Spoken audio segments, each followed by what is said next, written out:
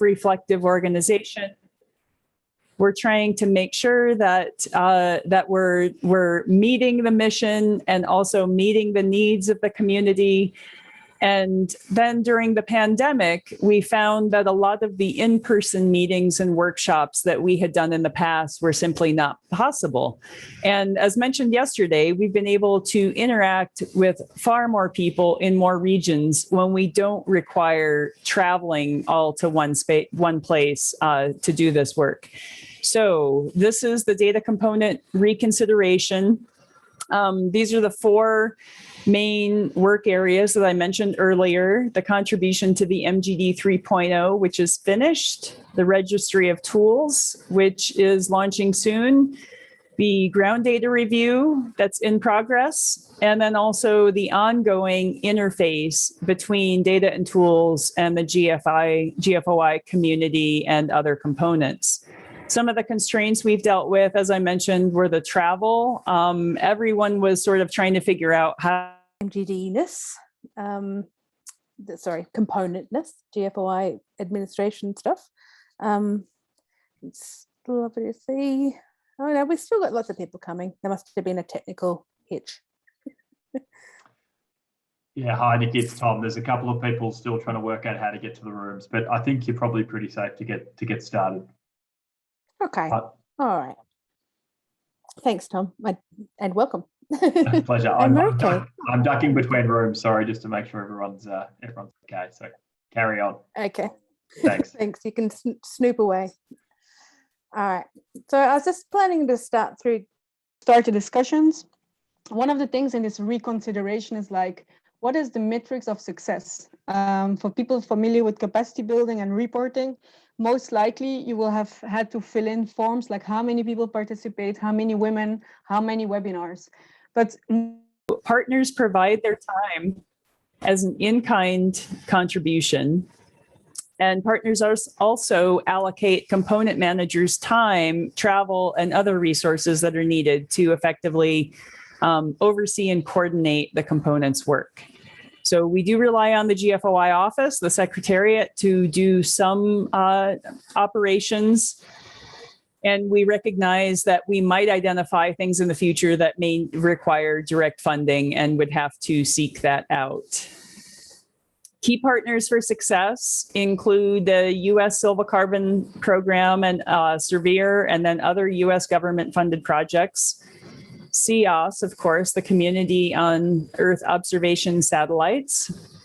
And my co-manager, Stephen Ward, who couldn't be here today, is connected to CEOS.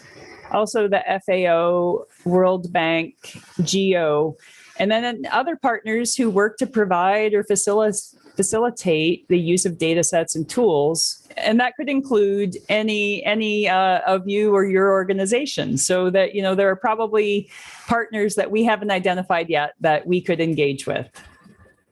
Potential partners. Okay, so who's responsible, accountable, consulted, and informed? The responsibility here is Silva Carbon and CEOS, sponsoring the co-managers for the data component. The GFOI leads are accountable for this work. All component partners are consulted, especially those that show up and engage in our quarterly calls. And who's informed? We want to make sure the broader GFOI community is informed via the GFOI communications program and our quarterly calls. We think that we'll be succeeding if we have quarterly calls that are well attended, including participants from multiple countries and regions or organizations. We want constructive conversations, so some dialogue, some back and forth and making connections that lead to active coordination or collaboration. So we're hoping that this leads to at least 2 discrete activities per year. We want to engage diverse partners, so at least 3 different organizations and skill sets. And then a last metric for success is how many people are using the platforms, so the registry of tools and open MRV. We hope that the number of users increases every year and that also both platforms are updated with new tools or training materials each year.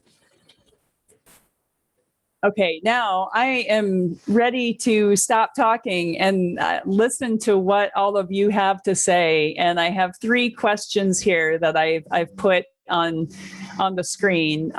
Feel free to answer those. You can or ask other questions, or just offer any input that you have on the work that the data component is doing or is proposing to do.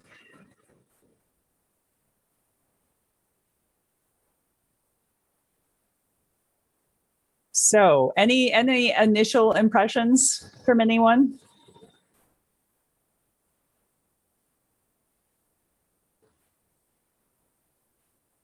I guess I'm curious also if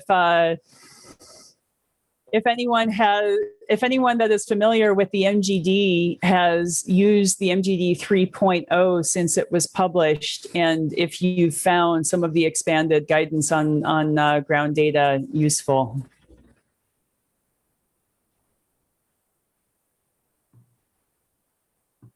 I think Henrik has a question there, Sarah. Henrik, feel free to unmute yourself. Yep. Yeah, okay, thanks. There's no way of actually raising the hand electronically here in the breakout rooms, I think. Yeah, I don't know. I'm here as a visitor, sort of. I'm here as a representative of the International Tree Mortality Network. And it's surprising how similar sort of like the questions that have come up here during the last couple of days and what we're tackling in our initiative, how similar the question and the challenges are. So just to give you a short overview, so the International Tree Mortality Network is sort of an initiative where we're trying to establish a open source database that actually gives an indication of how forests are doing in terms of tree mortality. You all know that climate change has effects on forests and basically on all forested biomes. The thing is that data availability on tree mortality, which may be increasing over time and which has a substantial impact also on biomass accumulation of live biomass that probably you are targeting, is sort of really sparse, because usually people measure the live trees as the live component of the forest, but mortality is often neglected. However, if you consider that under ongoing climate change and more stress on forest ecosystem, there's an accumulative effect on forests that, say an increase in tree mortality of background tree mortality of 1% to 1.5%, which is hardly visible if you walk out in the forest, but it accumulates over time and it has a substantial effect on the biomass, on the live biomass accumulation. So what I'm trying to say here, I guess, is that there's a substantial potential for synergy here, how we could maybe work together, because our main challenge is to engage more people from the Southern Hemisphere, which is really difficult. If I do see this from the judgment of the last 2 days, I think you're way more connected to countries from the Southern Hemisphere, and there would be maybe an opportunity to work together and establish maybe in parallel 2 sort of data sets, that one gives sort of like the live active growing biomass, and the other is the other component that can be useful for research, but also to indicate trends in forest condition that has an impact on red plas as well. So a long speech. Sorry. Henrik, thank you so much for those comments. I like the points that you made, particularly because I think they underscore the need to support ground data collection, specifically national forest inventories. And one thing that we heard yesterday in Martin Harold's presentation of some of his research is that most countries that have a national forest inventory have only a single measurement cycle. And if you want good mortality data. I mean, if you live somewhere like I do in the Western United States, where it's very arid and trees die and they remain standing for decades, that's okay. But for most countries, dead trees don't persist for several years. And so you do need to have repeated measurements of permanent plots often to have a good estimate. As I'm sure you know, but I just, kind of summarizing this issue. And I think that, people that are used to approaching biomass estimation only using remote sensing data, they're not paying as much attention to that issue. And so I would just underscore your comments by saying that can be a great reason for countries with national forest inventories to try to remeasure their plot network. And that is a challenge. And one other thing that you mentioned is, looking at what are the consequences of this mortality? What are the other pools of biomass in the forest and how are they changing over time? And I think that a lot of those questions are of interest to other stakeholders. And so, when we think about, what are the challenges involved in remeasuring these permanent plot networks? A major challenge, I think, is engaging stakeholders and highlighting the fact that repeated measurements can address questions like the ones that you just posed. Is one way to engage those stakeholders. So I also see this as something that we can interface, we can interact with the capacity building and MGD components. I'm starting to think that a known gap in guidance on the use of ground data is how to engage stakeholders to main support for collecting ground data, because it's expensive, right? Yeah, but just to mention this, on top of this, I couldn't find the documentation on your web pages. Apparently, it's going to be updated very soon. So I don't know exactly what is being measured out in the field. But often, even if you only get one assessment, and because our initiative also tries to sort of like, combine this with sort of high-level information from satellites, even one single assessment would give you sort of the information required to do some sort of like a calibration of your remote sensing signal, as long as you do get in fine scales or ground collected information on mortality. And I don't know if that is the case in the protocols that you're applying out in the field, but what I think would be good if there is a way of sort of enriching these protocols. I mean, like once you're out in the field, an additional parameter is often not really that hard to assess. Obviously, mortality is difficult because you would have to sort of pin down whether the tree is dead for 5 years or 10 years or 50 years. But I think it's feasible and we should start somewhere. And I'm looking forward to seeing that manual out there. I guess that's a protocol that can be where you to get an idea of what is being collected out in the field. Is that right? So what is being collected in the field really is up to the organization doing the data collection. And so in the MGD 3.0, we have best practices guidance on how to design the sample, how to configure the plots, in terms of size, shape, et cetera. But again, we try to avoid being prescriptive. So we're not saying, here are the things, here's the list of items that you should collect. We say that, if your purpose, if your fundamental, first and foremost, if your national forest inventory has the main objective of estimating live forest biomass, that's going to lead to a certain set of variables. If your main objective is to estimate forest biomass, regardless of whether it's live or dead, that might lead to a different set of variables. So these are things that are touched on in the MGD 3.0. And the guidance could be expanded potentially. We don't want to address every case so that it doesn't become too huge and unwieldy. But your questions are making me think that perhaps we should have some more specific guidance or at least examples based on what a country's specific objective might be. Good. Sounds good. So we should keep in touch. Yes, yes, yes. Thank you very much. I want to point out too, there have been some great questions in the chat. And I see that the first couple of questions beyond the tree mortality issue is, can we have high resolution data on GFOI platforms and CEPL? Can we make CEPL more user friendly? And I do see that Eric responded, and I'm reading this just because I know not everyone may be able to access the chat. But Eric Lindquist, Eric, can I call you Senor CEPAL? Sure. Yeah. That's a high compliment. I like that. I'll take it.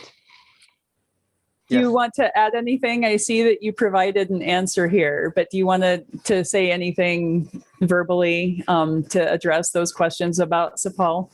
Oh, Or CEPAL? I guess I would just add that please, we welcome any suggestions you have to make it more user-friendly.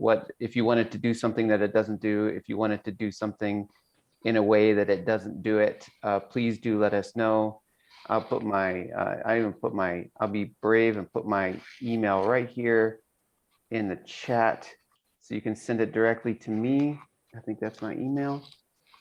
And we'd be happy to try to do whatever you'd like it to do. Unfortunately, and this is one of the things, so regarding the high resolution data, unfortunately, I mean, we don't have access to that freely, and it's very, very, very expensive to purchase half-meter data. So until those data become programmatically available, free of charge, or until somebody donates it, like somebody steps up, like NICFI has done already with the provision of Planet Scope data, we cannot provide the data. We're happy to support it on the CEPL platform. If you have access to the data yourself, we can certainly help process those data, but in terms of providing it, it's really not feasible. And Sarah, I have a question about the data component, which might be, maybe this has already been covered somewhere and I missed it, but noting that Stephen Ward is now one of the managers of the group of the component. Has the data component sort of like officially been merged with the component that I should remember the name of before, but I cannot remember the name? Is it now sort of like SDCG? That's the one. Thank you. Thanks, Tom. Pleasure. Yes. So, and I believe that happened at the meeting in, oh, hi, Eric. Nice to see you. At the meeting in Tokyo. And I participated remotely in the time before remote participation really worked.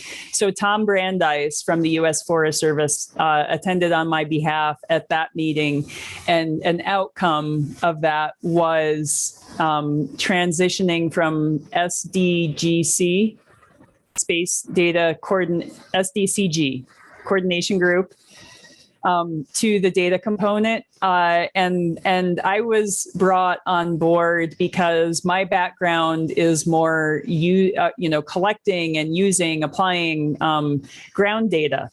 And there was a recognition that that was something that should be addressed when we're talking about how to use data. Whether you're talking about using ground data for calibration or validation of space-based remote sensing products, or in some countries, people are using ground data to produce estimates, but they might also be using space data in other ways to improve the precision of the estimates that are based on the ground data. So there's definitely a need for that, I think.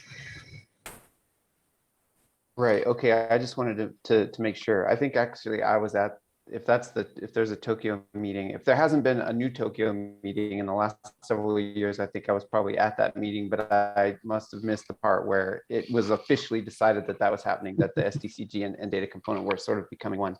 That just helps me form like so now I understand. So the data component now maintains sort of that relationship with CIOS and other things like that, so that it's our duty as the data component to inform CIOS of the kind of things we would like to have collected in ongoing satellite missions and whatnot. Then is that correct? Okay. Yes. Precisely. Yeah, absolutely. Okay. Okay, now I'm going to think about the other questions now. So. Okay, thank you for chiming in. We also had a question, let's see, about how to chase remote sensing data faster collected than to ground data. So I assume this is about how collecting ground data simply can take a long time. And there is clearly no one size fits all solution. Some countries, to do a design-based national forest inventory, even to do plots like for the GeoTrees program, where they have large plots on which they're measuring biomass, it's very expensive. And if you have a large country, or a large region with rugged topography and diverse forest types and vegetation types and uncertain funding, of course, then that can be very expensive. And so there's definitely no single solution, and it depends on lots of factors, including how much support you have to. That will determine the pace at which you can collect the ground data. Some countries are using high resolution aerial imagery or remote sensing data with photo interpretation. So say in Collect Earth Online, something like that, and then treating, the photo interpreted points as though they're ground observations and combining it with coarser resolution imagery. So that's one way that some countries have attempted to speed up the ground data acquisition process, is by actually using photo interpretation instead of boots on the ground. So I hope that addressed that question. And I see that we now have hands raised. I couldn't see hands raised before. And I think the first one I see is Gustavo. Gustavo, do you want to ask your question or make your comment? Yeah, hello, Sarah. Hi, Very good to see you. Very good to see you too. Well, I have basically two questions. One of it's regarding the planet data, because for the national monitoring systems is a very good option. However, we have to plan in the long term, and this is something that has a very short window. So it's difficult to establish a kind of protocols and processes using one data that it has a very short window. I don't know if from GFOI there are also conversations and plans to expand the time frame in which NICFI is going to be available to everybody, so that it could be incorporated in a more long-term plan for everybody. That's one of the points. Also, because of this, if one has to buy this kind of data, it has increases like 10 times from which was some years ago. The second one is regarding soil data. In the case of Colombia, almost half of the costs of the national inventory go from the analysis of the soil data in the nation, and I guess this is the case for many of the countries. I don't know if maybe there is some kind of aspect that has been thought of to kind of generate kind of a database, etc., to help the different countries with this kind of data. Very, very good questions, Gustavo. Thank you. And I'm going to punt to Tom. Tom, do you have any info about conversations? Are you aware of any conversations about extending the availability window of the NICFI Yeah. Or Eric? I was just scrolling through the list to see if any of our Norwegian colleagues were on the line. I think they're over in the capacity building chat, so I'll speak on their behalf. Eric, do you know the answer? But I know it loosely. Okay, you go first, Tom. I'd like to pin this on you as much as I can, and then I'll jump in. Nobody record this and play it back to the Norwegians. So Gustavo, thanks for the question. It's a really good point, and I know something that the Norwegians are very aware of. I don't think they're planning to just provide all of this data for a short period of time and then take it all away again when everyone has become addicted to it. But in saying that, I don't think there is an agreed strategy for what the next step is. I've heard my Norwegian colleagues ask this question before, and they have talked about how there is the opportunity for extension of the agreement, of the arrangements to continue to make it available for longer. So that's definitely something they're thinking through, as well as a broader strategy for the sustainability of these data sets. So it's something they're aware of. I don't think they have an answer to it yet.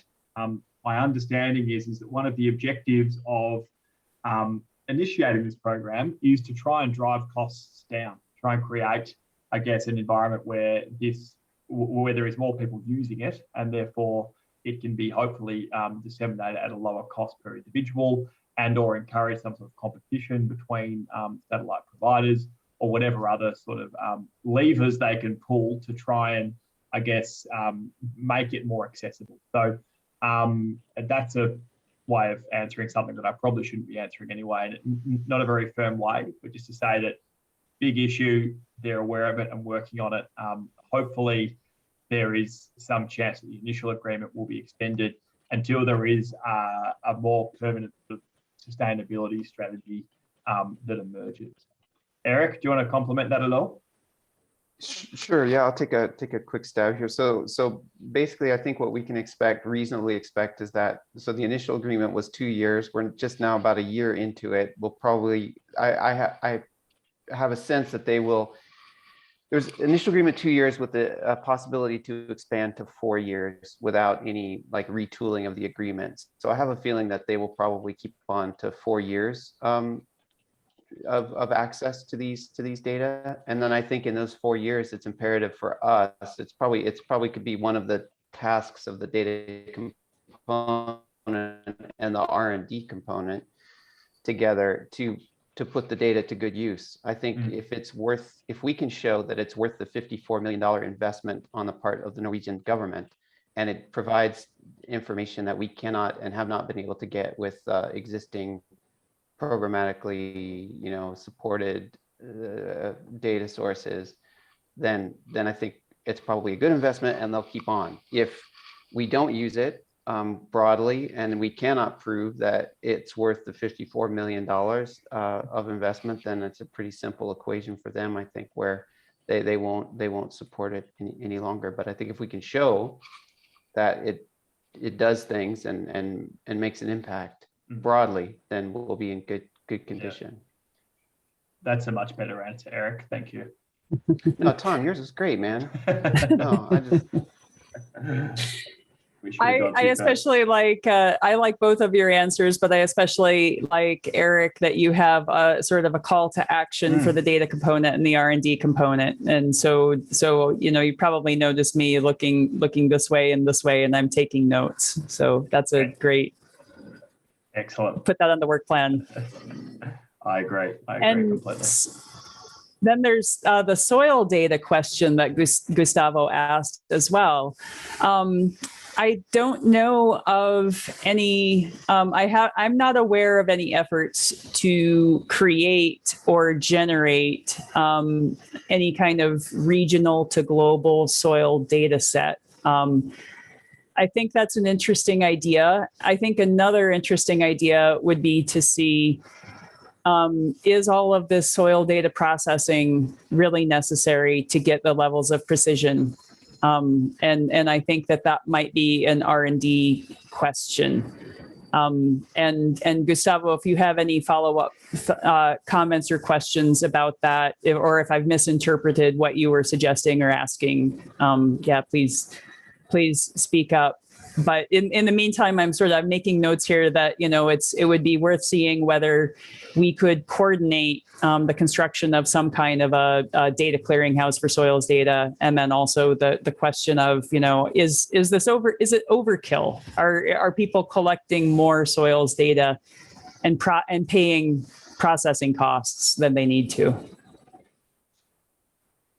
I think your proposal is a very good first step. Maybe all this effort is not being done in a correct way. So maybe to be more like an R&D question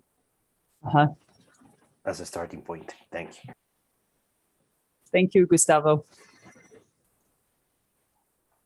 Okay, there was another question. Are there or can there be rasters produced from forest inventory data that summarize forest metrics from the large forest inventories? And this is very country specific. There are definitely many raster products that are developed from forest inventory data. And it varies by country, and also the availability of those data sets and the metadata, so depending, whether, when I say metadata, I'm thinking about metrics of uncertainty as well. The availability varies widely. And one part of our work that is ongoing when we say we're trying to engage the, people and organizations and countries and regions and the community, one ongoing point of emphasis is that there is value in sharing data.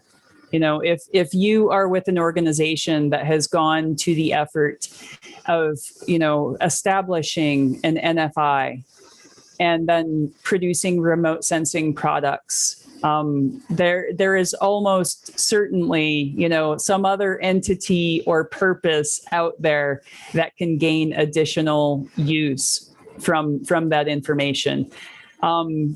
In the US experience, we have found that with our NFI, the more we make our data available and present it in ways that more people can use it, the more support we get to continue the ground measurements of our NFI. So I think there's sort of a feedback there that we might want to focus on and work with both the MGD and capacity building components. There's also probably some sociological research to be done there in terms of how to engage stakeholders and provide information aside from MRV or, aside from any reporting or objectives that you're already trying to meet. Once you're collecting data as part of an NFI, there are so many ways that you can use it and so many stakeholders that you might engage. And I think that could be sort of an entirely separate area of exploration and development. So yeah, that was a good question about rasters with that was a very wide-ranging answer, but I hope that is useful. Tom, did you have something you wanted to add? Yeah, I just wanted to make a little bit of a segue here. Did you want to round out that point? Does anyone else want to contribute to that before I maybe change topic slightly?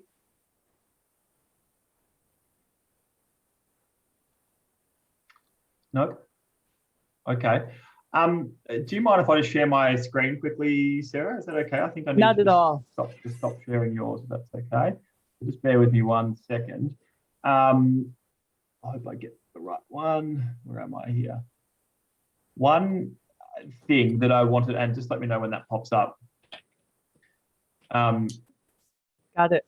One thing that I wanted to bring to the attention of the panel is trying to think about some sort of an organizing principle for how the data component helps to organize the enormous amount of, data, tools, and methods that are out there into a way that is, digestible. And I mean I don't mean in a computing ingestion sense. I mean in a way that countries can sift through them to understand and select methods, tools, and products which best suit their own needs.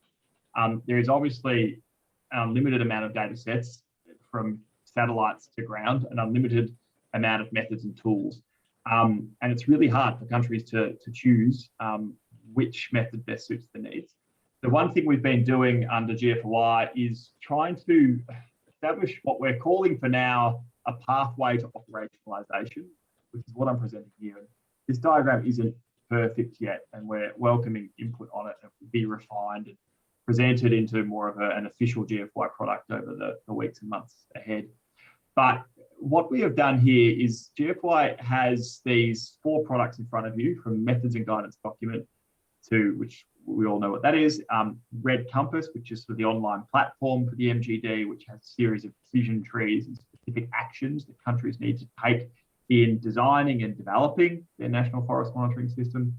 Soon to be released, and we were desperately hoping this was going to be released for the plenary, but there were some last minute hiccups in the development stage, is the registry of tools, which essentially is a list of tools which are considered operational that are attached to specific actions within Red Compass. So as a country works their way through the decision trees and the actions in Red Compass, they can select a specific tool that will allow them to fulfill that action.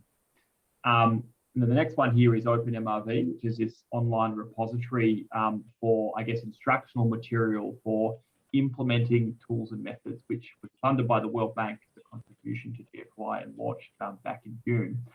And these 4 platforms sort of organically evolved into this line that you can see before you, whereby they sort of provide this neat organizing principle or organizing structure for how GFOI can operate. One, in the sense that by countries sort of working their way through these 4 squares, it gives them a logical sort of end-to-end framework for the design and development of their system.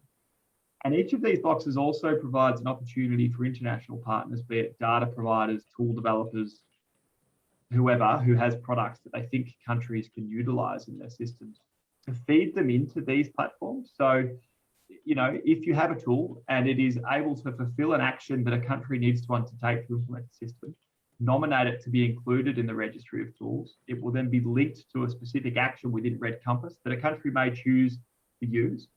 Also help to provide some sort of instructional details for how that can be implemented, and that can be hosted on MRV so the countries can actually implement it. So I think this is potentially quite useful, because I know from the data side of things and the tool side of things is there's no shortage of products. Yes, we still need more, and that's great.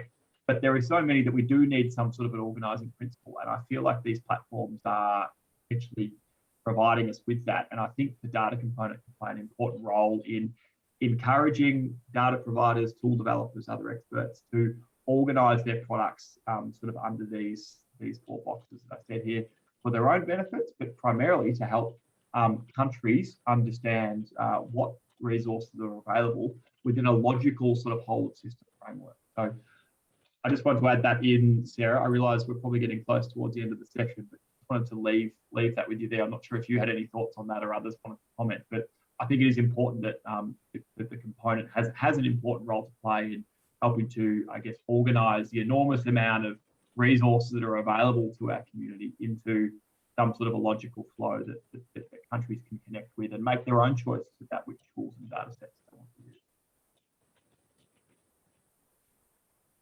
Thank you, Tom. I have thoughts about that, but I think I've spoken enough, and would see if anybody else has any other comments or questions about that framework.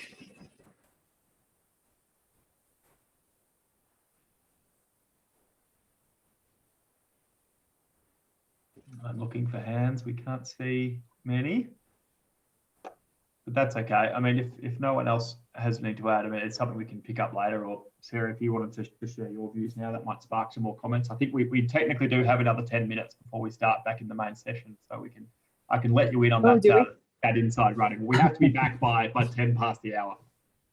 Okay.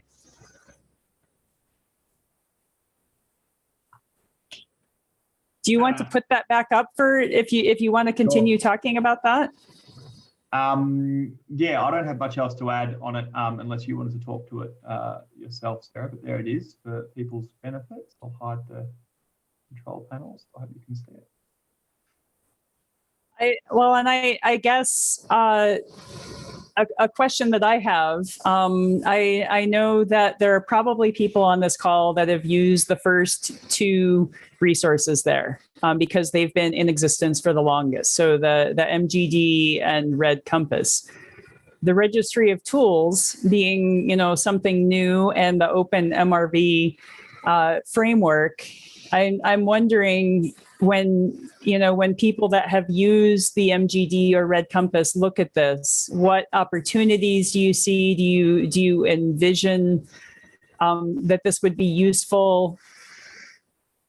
Do you have any specific suggestions on how it could have helped you in your experience?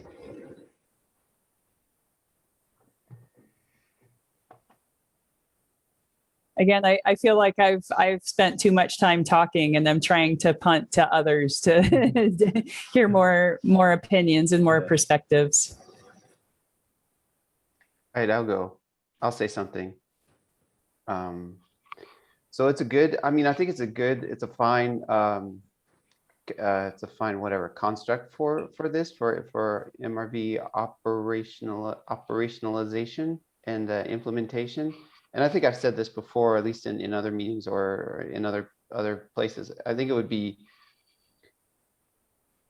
I think it's more useful now than it probably ever has been. And I think OpenMRV is particularly a useful site, and the fact that it's live and being kind of constantly updated and changed with some of the latest and greatest research. I think that's really cool. I think still it could be made easier to use in terms of, like, if I'm a MRV practitioner sitting down to do my MRV in a country, I would like to say maybe just go to Red Compass, and I start at step 1, and I go to like this, and then step 1 I would answer some questions through the Red Compass that would then either link me directly to the tools available for doing those. If I can't answer it, links me directly to the tools available for answering that question. Or if I can't answer it, sort of at the same time parameterizes a model or whatever in the background that gets ready to be implemented in one of the tools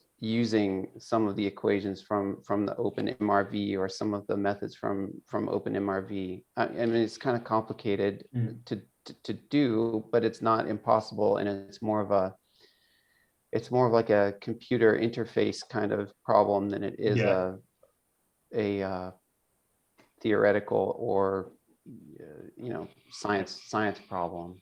Yeah, thanks, Eric. I agree, and I think sort of the need for it, or the fundamental value of it, is pretty clear. It's how do you actually implement it and package it up and present it to the community, and I think that's what the challenge is ahead. We've tried to do that in this diagram here, but I think actually presenting them all in some sort of a logical sequence online would be, and how they sort of connect at an operational level is perhaps the big challenge, and something we're going to be focusing on, I think, over the coming months. And perhaps before we gather for the plenary next year, we'll have at least the first stages of that operational, so that there is sort of a first step. We get a lot of questions in GFOI from countries saying, hey, how do we get support? Where do we start? And I always say, pick up the MGD, or better yet, Red Compass, and work your way through from there. And I would like it there to be a logical flow where they can start with action 1, move their way through all the actions in Red Compass, selecting tools and products as they go, and then being able to access guidance to implement those as they go. And if things can be happening in the background as well, then that's even better. So that's sort of the end goal, but I fully acknowledge it's going to take a while to actually be able to develop that in practice. But I guess I wanted to put it on the radar of the data component as something that I think is potentially valuable for this community in helping to organise the resources that are available and helping countries to select them in a pretty systematic framework.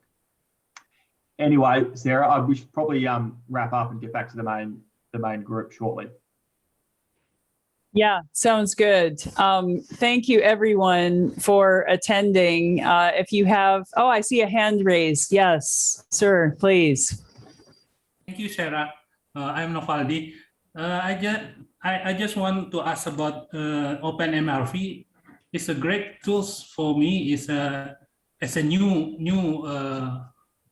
tools, and also it's a workflow group. There is a GE, SOPs, and tools tutorial. There is a lot of workflow we can use as a specific country and do something with these tools. And I'm consider which the best way to choose, or either is any for example like star, 5-star, or 3-star, or recommended by OpenMRV to use in specific country, or the best for example means there is a rating which the best tool to use in our specific country problem, or to chase the great MRVs. Thank you. I hope you understand what I'm talking. Thank you. I think I do. Thank you, Nafaldi. And I think I know that Red Compass specifically has a framework for looking at your specific country question, and I would punt to Tom about MRV more specifically. Yeah. Sorry, Sarah. I was just coordinating with the others, so we have to be back in the main group in 40 seconds because this group is going to. Okay. But, I can follow up with you on that later, Nafaldi. But essentially, the way OpenMRV is organised is so that you can go through and select identify which action that you wish to do, I guess, which process you wish to undertake, and then it provides all the resources available, be it for different tools or methods to implement those. So very short way of answering that, but there's a countdown clock in front of me saying we're finishing up in 10 minutes. So just want 10 seconds. Just want to say thank you, Sarah, for a nice group, and see you all back in the main meeting. Thank you all. See you soon. Bye-bye. Bye.